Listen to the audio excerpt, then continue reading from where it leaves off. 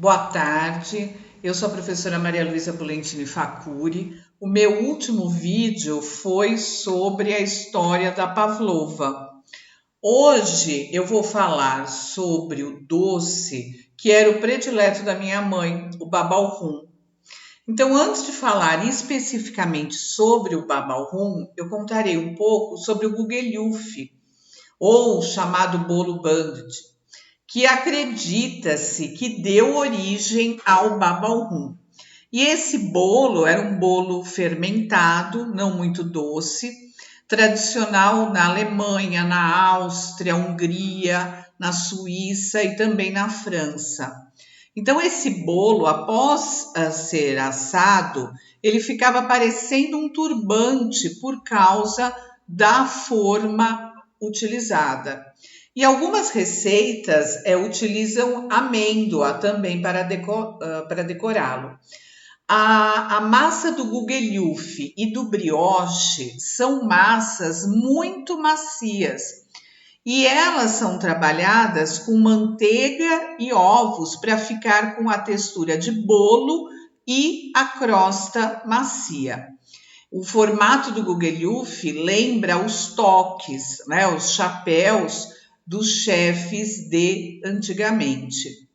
O babalrum é um bolo feito de massa fermentada que contém uvas passas e é embebido após o cozimento em rum ou xarope de kirsch em alguns lugares. Normalmente o babalrum ele é servido como pequenos bolos individuais, assados em formas que lembram também um cogumelo ou em formas individuais de anéis, mas também podem ser um bolo grande e geralmente decorado com angélica e cerejas cristalizadas. Tem uma autora, a Mariana Sebes, que ela fala no seu livro que o feitio cilíndrico do baba é de origem eslava e que era consumido nas festas organizadas para celebrar as colheitas. E outras pessoas dizem que o babalrum provém do panetone milanês, ou seja, tem várias versões. Outra versão também dessa autora é que a receita do babalrum originou-se na Ucrânia, porque o babica, é um dos pães mais famosos servidos na Páscoa na Ucrânia. Fala também que as receitas têm pequenas diferenças, mas as originárias da Rússia tinham o acréscimo de frutas secas, enquanto que as polonesas elas eram aromatizadas com açafrão, queijo, uvas passas ou amêndoas. Eu pesquisei bastante a respeito desse doce, muitos livros de confeitaria falam a respeito dele. É um bolo clássico, né? Um doce clássico. E a origem deste bolo, tem uma história frequente nos livros, é atribuída a um rei polonês que viveu entre 1677 e 1776. E ele foi exilado na França e esse doce foi servido pelo seu genro Luís XV no início do século XVIII.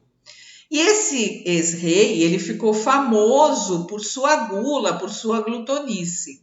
E dizem que ele adorava a brioche. E em alguma das ocasiões foi servido o bolo gugelhuf, que é feito baseado no brioche. Ele achou o gugelhuf muito seco e resolveu melhorar adicionando rum. E aí, depois disso, surgiu um novo doce. Como um leitor, ele era um leitor dedicado à história das Mil e Uma Noites, disse que ele deu o nome do seu herói favorito, que era o Ali Baba. Mas o acharam muito comprido e o abreviaram para Baba. Após o casamento da filha desse rei com Luís XV, o doce ficou conhecido na corte e se espalhou por toda a Europa. Eles mudaram posteriormente para Versalhes e o chefe do seu palácio foi convidado para ir junto. Mas, segundo com o que esse chefe escreveu nesse diário, no seu diário, ele cansou-se depois de 5 anos e foi para Paris, onde abriu seu negócio. E ele era um confeiteiro que frequentava a corte do rei polonês, aperfeiçoou a receita, né? Então, usando um brioche embebido com um xarope feito de açúcar aromatizado com rum. E além disso, ainda ele acrescentou passas e chantilly. E ele fez disso a sua especialidade na sua casa em Paris, que foi aberta em 1730. Os chefes Ângelo Sabatino Perrella e Miriam Castanheira Perrella falam no seu livro também do Savarin. E aí o que é o Savarin? O Savarin é uma versão mais recente e relatam que em torno de 1846, alguns confeiteiros inspirados no Bab al Rum criaram em Bordeaux o Brillat Savarin, né, que mais tarde abreviaram também e ficou conhecido como Savarin. O Savarin, segundo a literatura, foi criada na metade do século XIX na confeitaria dos irmãos Julian, em Paris. E esse primogênito, ele fez uma modificação na receita do Bab al Rum, ou seja, ele aumentou a quantidade de manteiga na massa e retirou as passas. E, diante disso, colocou também, né, outra modificação numa forma de anel e vazio, né, uma forma que a gente fala popularmente, uma forma de buraco no meio. Colocou a massa, né, e banhou no seu interior com rum ou kirsch após sair do forno e pincelou com geleia de damasco. E aí, depois de fria, o interior, né, do Savarin é preenchido com chantilly e enfeitado com frutas. A calda de rum e o licor de cereja que embebe o Savarin é obra do homenageado Brillat Savarin, que viveu entre os anos de 1755 e 1826, né, autor do livro clássico A Fisiologia do Gosto. Daí atribuírem o nome do Brillat Savarin em homenagem ao gastrônomo e advogado, e aí também acharam o nome muito extenso e o abreviaram para Savarin. Eu li também no Manual Prático de Confeitaria do Senac que a receita do Bab al Rum e do Savarin muda muito pouco, sendo como detalhe que no Bab al Rum tem uva passa na sua composição. O Bab al Rum também é muito famoso na Itália, né? E dizem que o baba foi levado para Nápoles no século XVIII com a corte dos Bourbons. Os cozinheiros da Casa Real trouxeram a receita da França e o levaram para a Itália. Os napolitanos, eles criaram seu próprio baba, que é encontrado até hoje nas confeitarias da cidade, tanto no formato tradicional grande de rosca, como do Gugelhuf, como em porções individuais semelhantes a um vasinho de flor.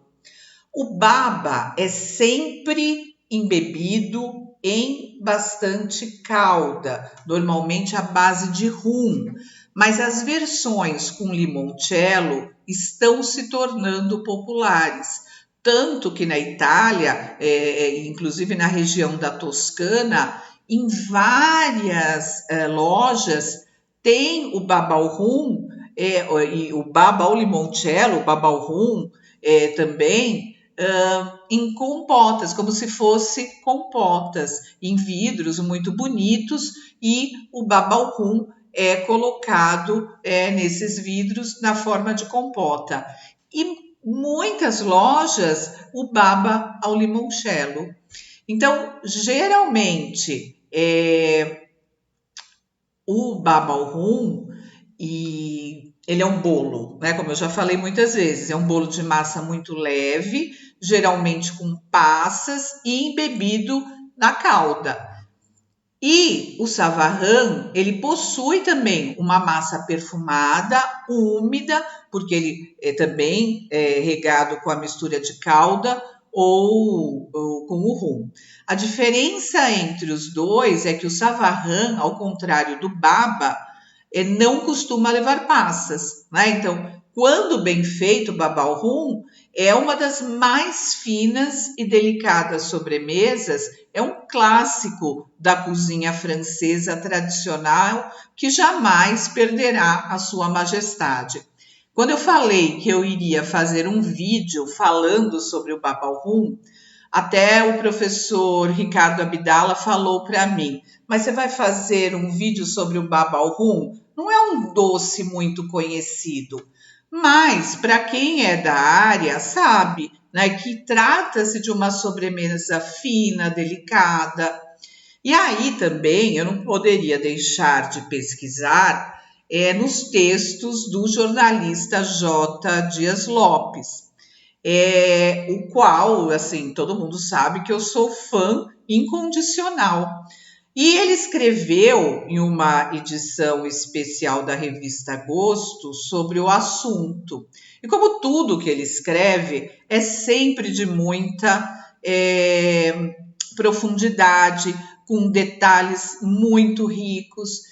E ele confirmou aquilo que eu havia pesquisado na maioria dos aspectos. E ele diz que em Nápoles o baba ao rum é saboreado o ano inteiro, inclusive nas festas religiosas e em batismos e casamentos.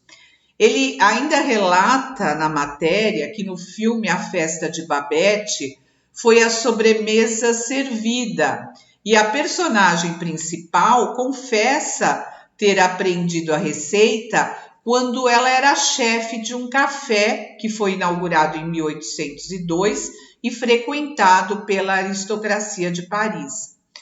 O autor fala que o baba ao rum é um doce resultante da aliança gastronômica entre França e Nápoles.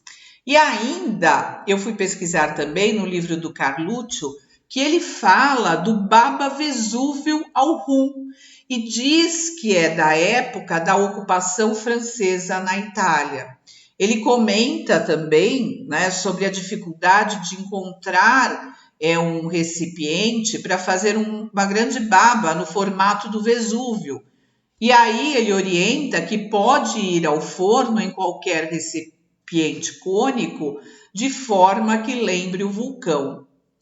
Então, a sobremesa, ela ficou tão arraigada à tradição napolitana que o termo baba é usado como sinônimo de belo.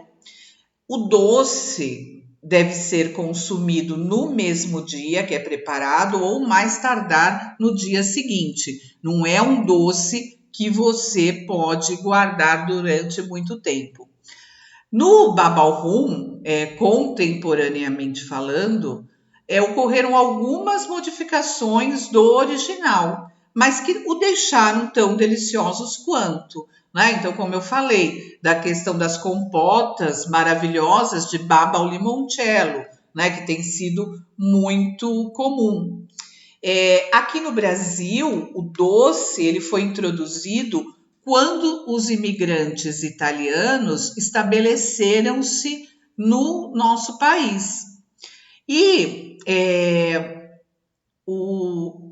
algumas variações realmente ocorreram, né? Então hoje em dia não é muito frequente, não é em toda digamos, toda a confeitaria, porque é um doce antigo, clássico, mas as pessoas mais velhas, mais tradicionais, o conhecem, né?